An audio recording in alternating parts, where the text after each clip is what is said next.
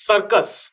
Megasthenes, a Bactrian ambassador to the court of Chandragupta Maurya, in his book Indica, writes about the tradition of street plays in those times, in which animal charmers used to entertain people and which was also somewhat patronized by the ruling class. But unfortunately, this very adventurous and the creative form of art is on a decline. We will understand that why it is on a decline, what are the legal repercussions of circus performers, the recent Supreme Court judgments, and what can be the way ahead. But before that, we will understand the origin, the genesis, the evolution of this form of performing art. So, as I said, that circus was something that was referred to by Megasthenes also. So, Megasthenes referred to a tradition of street art in which the people were entertained by animal charmers. Philip Astley, Philip Astley, who is considered to be a very prominent figure in Western circus market, or we can say he was important, he was instrumental for promoting circus as an art. He says that circus became famous in India only from 1880s. Only from 1880s, when Vishnu Pant Chhatre, he who is known as the father of Indian circus, he started taking steps. He started promoting, and then over a period of time, by 1900, we had as many as, so by 1900, we had as many as 300 circus houses. But this has dwindled to less than 30 in the recent times. It has dwindled to less than 30 in the recent time, despite the fact that circus is covered under, it is a form of performing art covered under the Ministry of Youth Affairs and Sports. Youth Affair and Sports. Despite this, we find that this is a dying art. So if we talk about the development of circus, then we know that the first Indian circus was born in 1880. There is a famous movie Joker, all of us remember, that was by Raj Kapoor Saab. And Raj Kapoor Saab, by making this movie in a Russian setting, also promoted the idea of Indo-Russian cultural synthesis. So that was the time during the Cold War era when India saw the Soviet Union as its strategic ally. So circus was once, it was once used also not only as a means of employment, a means of entertainment of the people, but also a form of cultural diplomacy between India and Russia. India also borrowed a lot from the Russian circus tradition. So it is said that Indians are ranked fourth among the circus performers, and the top being Russia, Czechoslovakia, and America. So it is believed that the Great Indian Circus was established by Vishnu Pant Chhatre, who is known as the father of Indian circus. He is known as the father of Indian circus, and this first circus was established. It was established in Maharashtra. He was born in a village known as Ankakhop, and there he got an opportunity to be with animals. He was in charge of the stables of the Raja of Kuruvadi. So this helped him to understand how to tame different animals, and because of which Chhatre started the venture and never looked back. It is said that in Kerala, so if you talk about Kerala also, we will come to Kerala. In Kerala also we see that there is a prosperous tradition of circus also. So according to Philip Astley, he used to perform feats of horsemanship in the front of English masters. They also appreciated. The first performance was held on March 20th, 1880 in the field in the presence of selected audience who appreciated, and because of which he went ahead. So he traveled extensively from North India to Sri Lanka, and he promoted the tradition of working with animals.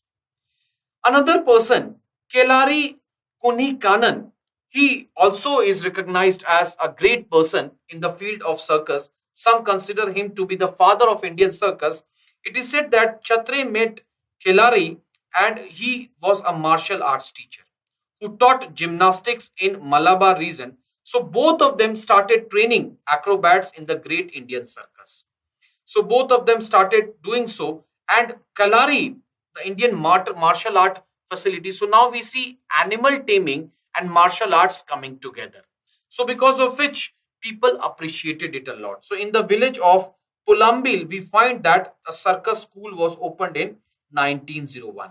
And in 1904, one of the students, Pariyal Kannan, created his own company, the Great Malabar Circus. So over a period of time, a number of circuses started coming up.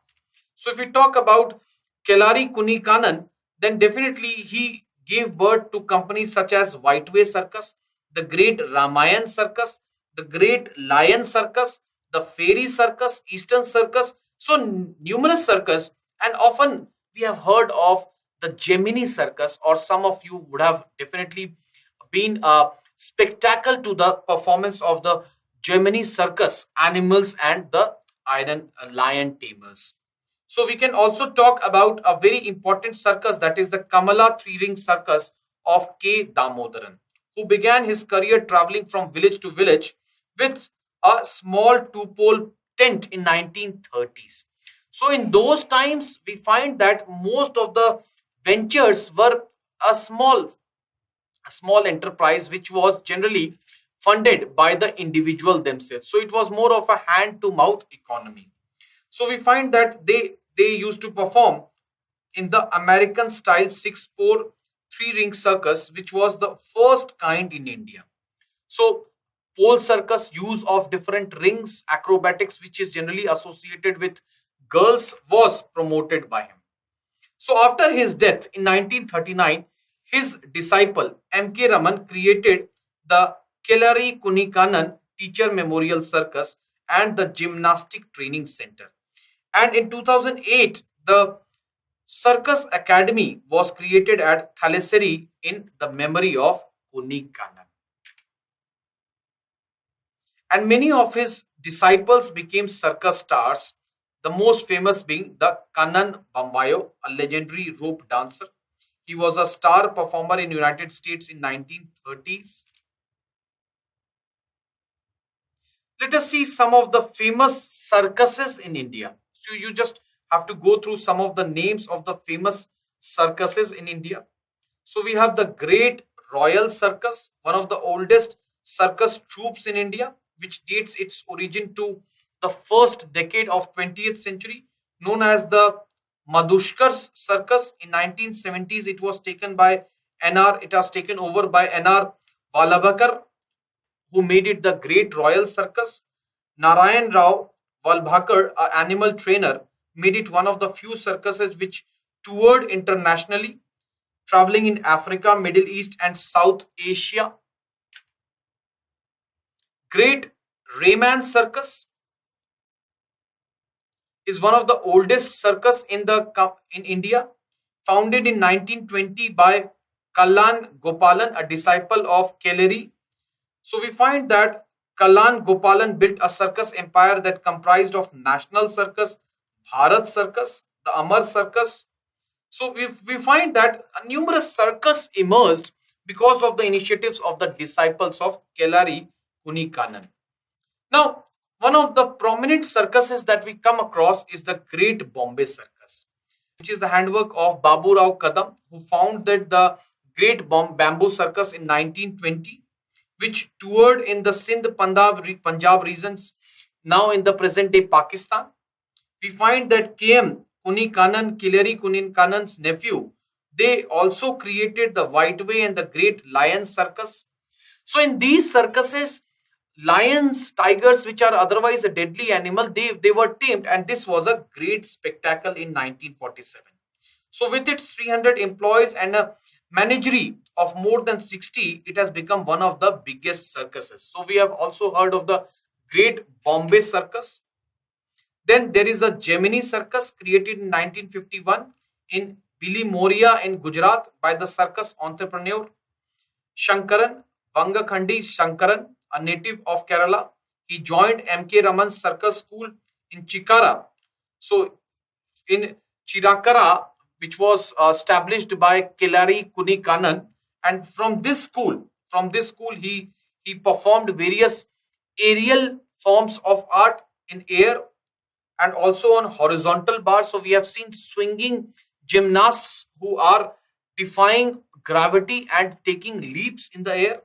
So Shankaran worked for a time with Kallan Gopalan, the great Rayman Circus, and created his own. 1964, Shankaran was the first. He led the first circus delegation to a international circus festival in USSR. So Indians performed in Moscow. So this was the time in which the famous movie Joker was also created. Then we have the Jumbo Circus, MV Shankaran's Jumbo Circus, the pride of India. It started in 1977 in Danapur in the state of Bihar. It is as the largest circus. It is the largest circus in India, a modern enterprise. It is a part of the conglomerate of the circuses owned by Shankaran family. We have the Raj Kamal Circus.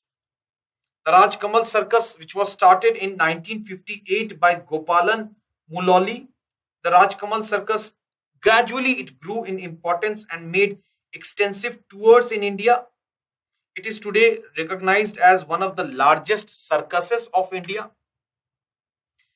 Then the Rambo Circus, created by P.T. Dilip in 1991, a fusion of four old Indian circuses: Oriental Circus, the Arena Circus, Victoria Circus, and the Fantasy Circus. Again, they toured India extensively and to Middle East. But in the present times, we find, as I already said, that from the number has dwindled from 300 to 30. What is the problem? What is the problem with the this form of art? Number of legislations have been passed. We find that government laws such as the Prevention of Cruelty to Animal Act, the Child Labor Prohibition Act 1986 and its amendment, and the Supreme Court judgments. So Supreme Court in 2011, in lieu of the act, came out with a judgment that the employment of animals in circus amounts to cruelty based on the petition by PETA. So PETA had presented a petition, and because of which now it is no longer possible for them to have these animals.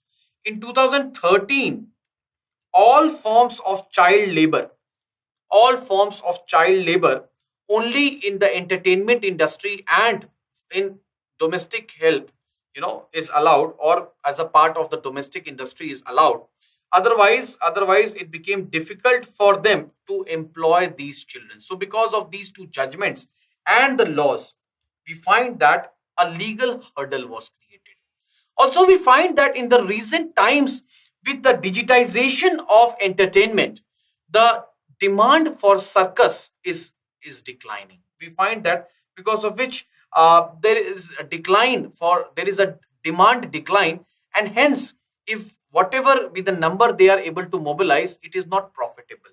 So this is becoming a marginal industry with declining profitability. It is becoming declining. Also, we find that in these circuses, the maximum age to which a performer can be a active part is 40.